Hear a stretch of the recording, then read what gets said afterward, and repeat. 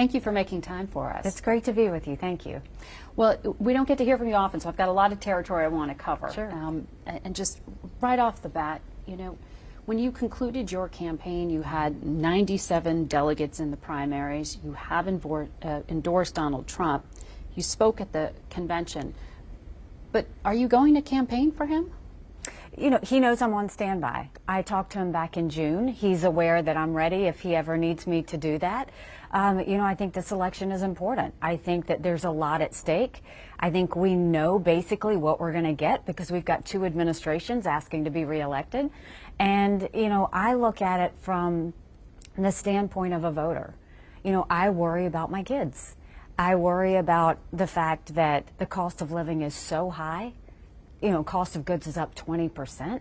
I look at housing. I saw how hard it was for my daughter and her husband to buy a home and how the average home buyer in America is 49 years old.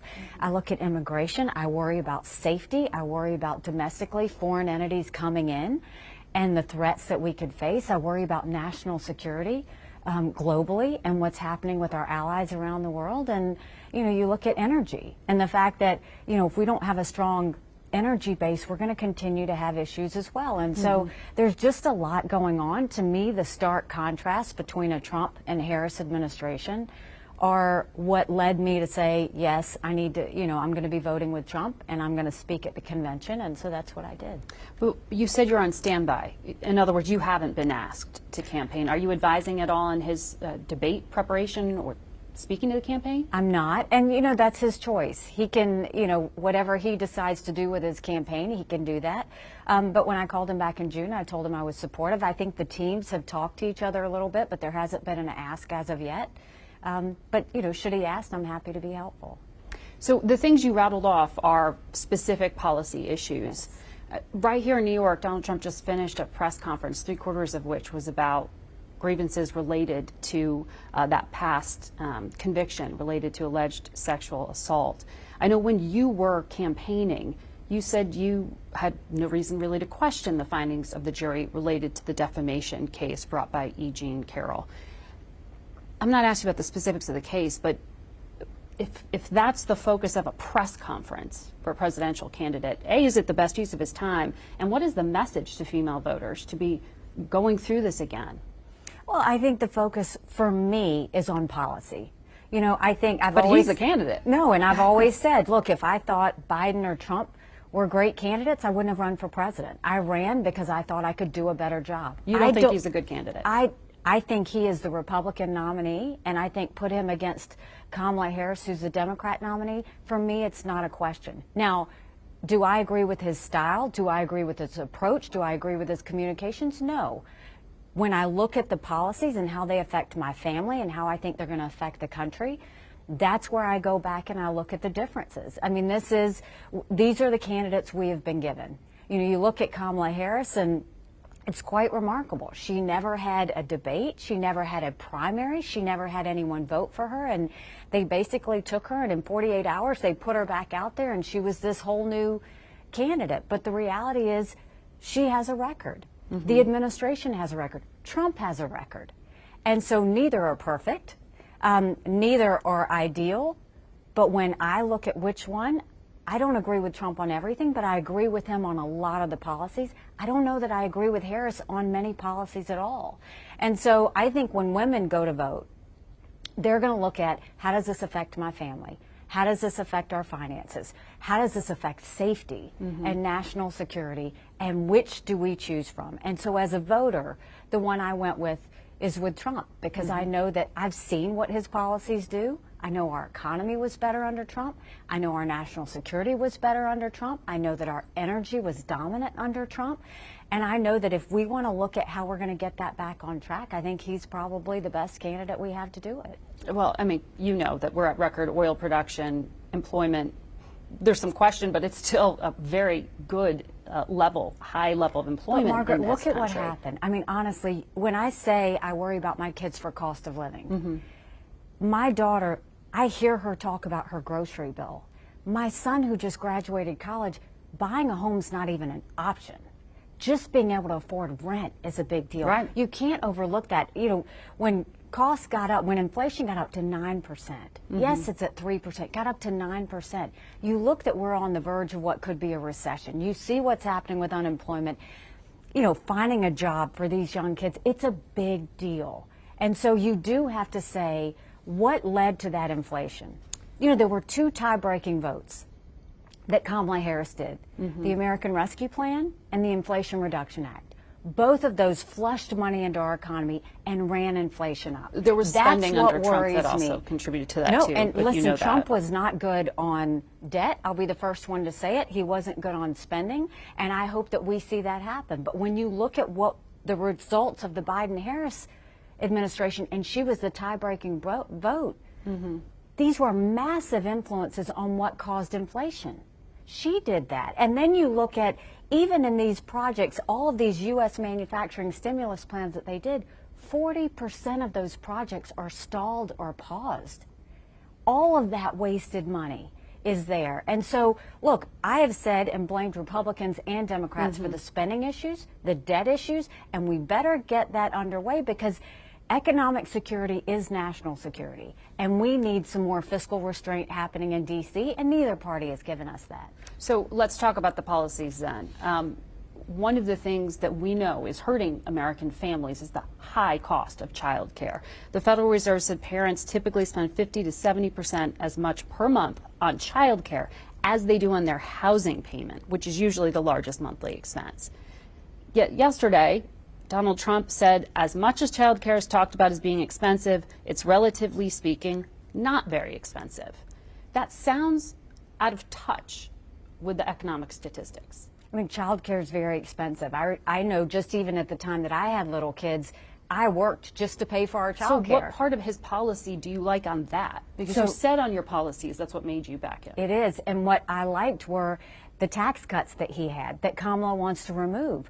You know, when she wants to also expand the child tax credit. But that's the problem. When you get into child tax credits, you're picking winners and losers. You know what I would rather? I'd rather them just cut middle-class taxes across the board. Families need more money for housing, for child care, for gas, for everything, just to live their life. So yeah, you go and you talk about these things. I think they need help with child care. It's a real issue. But I think when you're talking about, you know, whose is better, again, I'm looking at the facts.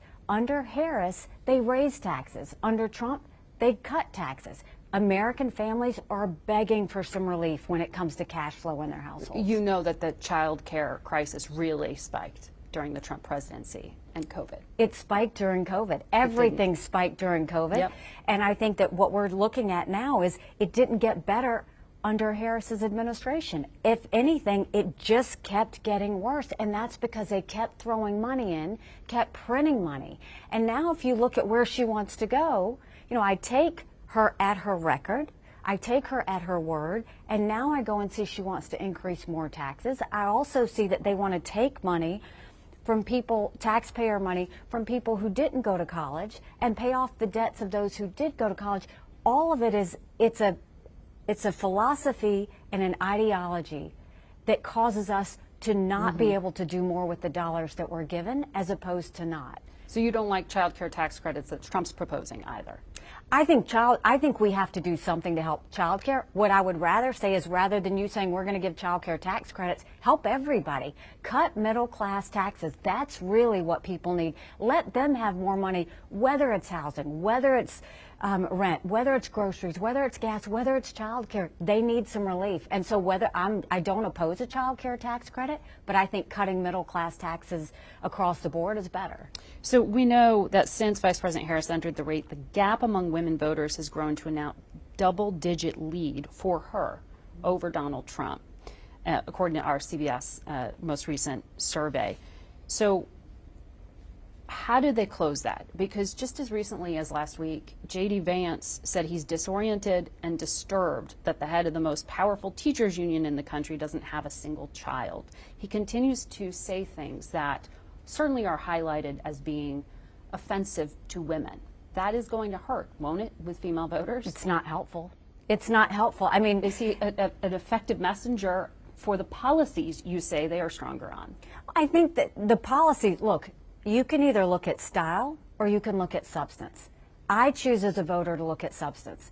The style, I will What's the say, substance of that, though?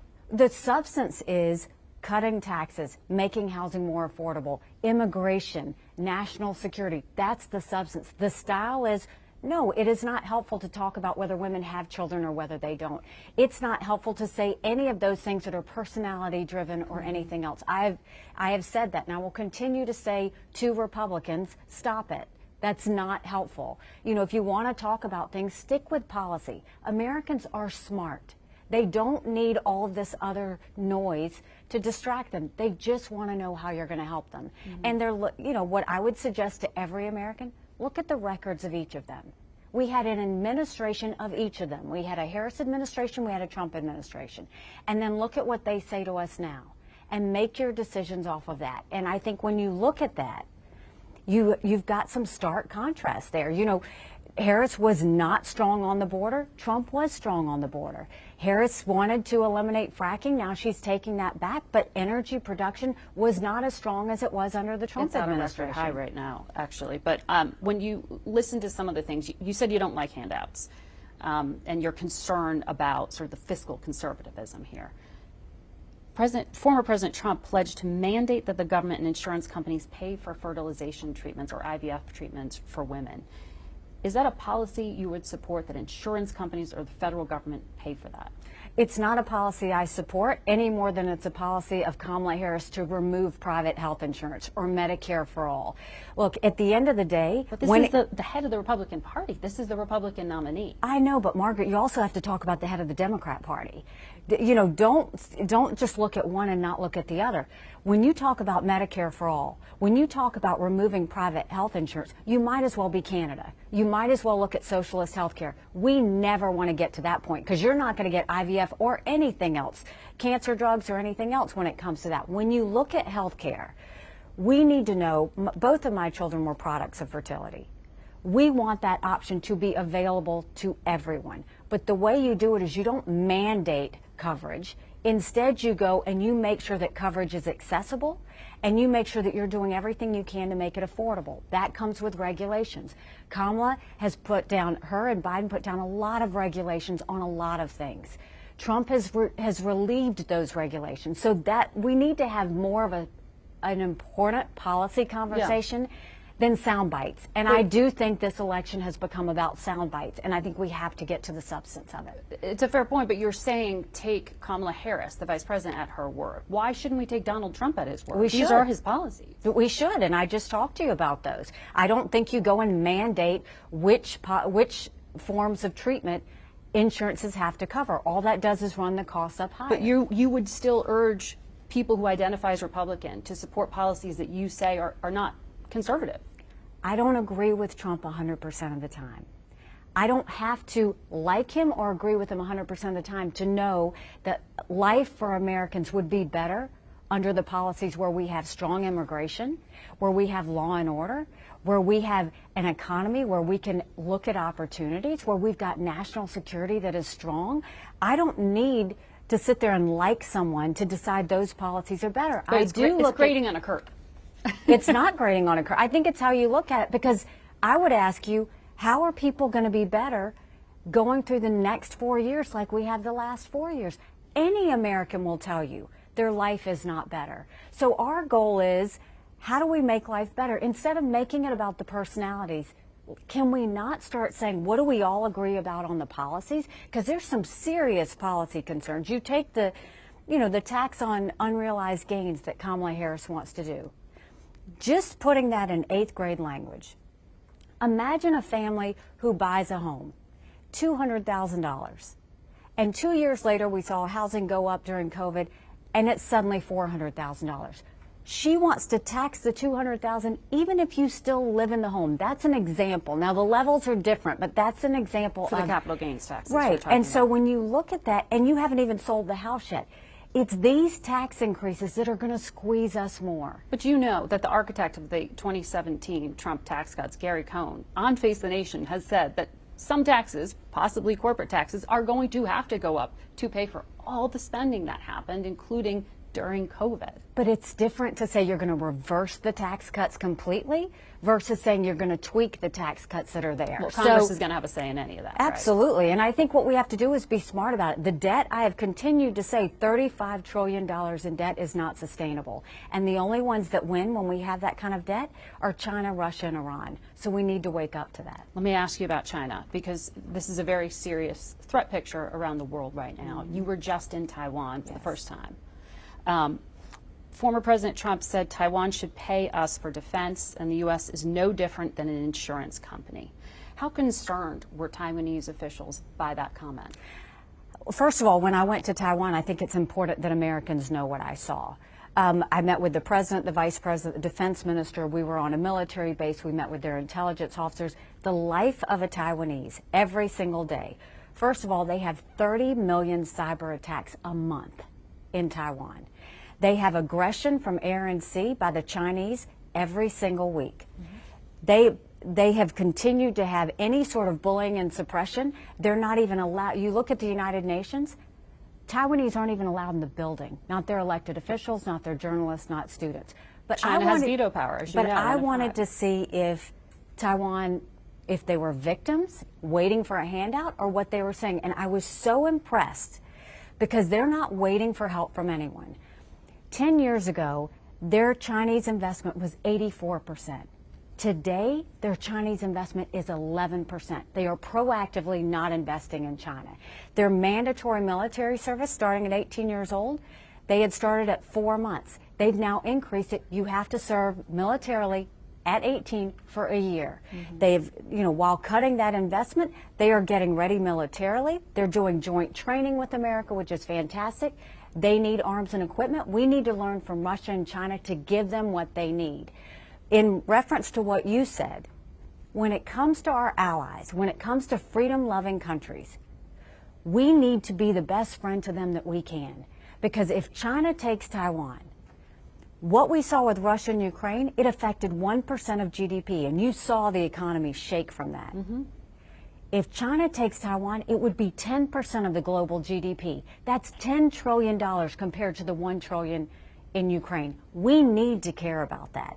We need to care about it from freedom. We need to care about it from the economy. We need to care about it from security. And we need to care about the fact that if Russia takes Ukraine and China takes Taiwan, we can't assume we're going to be okay if we live in a silo, because that's not the case.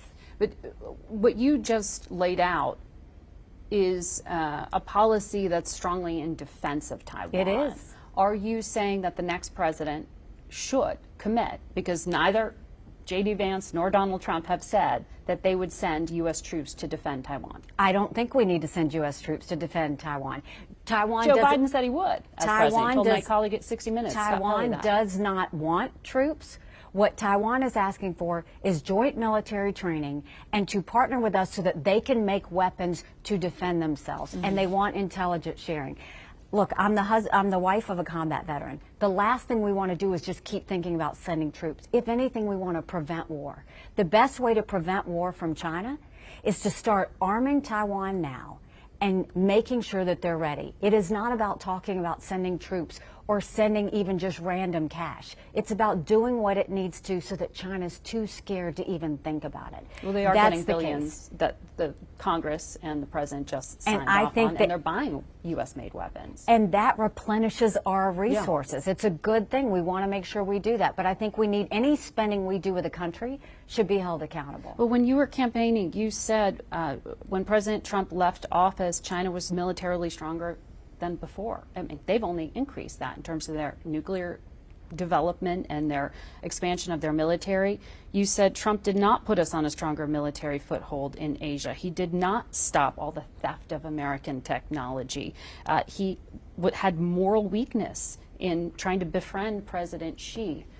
If this is the threat of this century, how can you say he is the commander-in-chief you can support now? Because I look at what happened under the Harris administration. You look at this situation. But aren't we supposed to judge that record? No, we're going to judge both records. So let's first look at the Harris administration. Russia never would have invaded Ukraine. China would not be circling. They did not withdraw from Ukraine. No, well, go further. They wouldn't have started war with Ukraine. And China would not have gotten more aggressive with Taiwan if we would have not had that fall in Afghanistan. It's not that we left Afghanistan, it's how we left it. It was dangerous, it was careless, and it was weak, and we have suffered ever since. We didn't have any conflicts under Trump. I was his UN ambassador. We put more sanctions on Russia. We kept China at bay. We let our allies know that they were protected. All of that happened. Now, what I will say to both Trump and Harris is the worst thing we can do is walk back from our friends right now. And so we need to be a friend to Ukraine, not make them beg. We need to be a friend to Taiwan, prepare so that China doesn't do it. We need to be a friend to Israel and not say we're going to give you and then take it back like what Harris and Biden did. We've got to start being friends with our allies. I will say it until I'm blue in the face. America can never be so arrogant to think we don't need friends. And you have to be a friend to get a friend. So look, there are no perfect administrations here by any means. But Trump was definitely stronger when it came to national security as opposed to the Harris administration. And that's just a fact. But how can you be confident that he will be? You're talking about 4 more years. When he is saying things like this, he's talking about like a protection racket for Taiwan. They have to pay us. No, and I'll be the first one to say that's not the way it should be. Look, I'm always going to tell you the truth on where I think. This is not blind support for anyone. This is saying don't sit there and threaten Taiwan that you're going to, on being friends. This is, they have 50% of our chip production. They are a friend and ally to us, and they are a democracy. Let's have the, if anything, this is what I would tell Donald Trump and Kamala Harris. What you need to do with Taiwan is help them economically, militarily, diplomatically. Economically, we should have a free trade agreement with Taiwan, without question.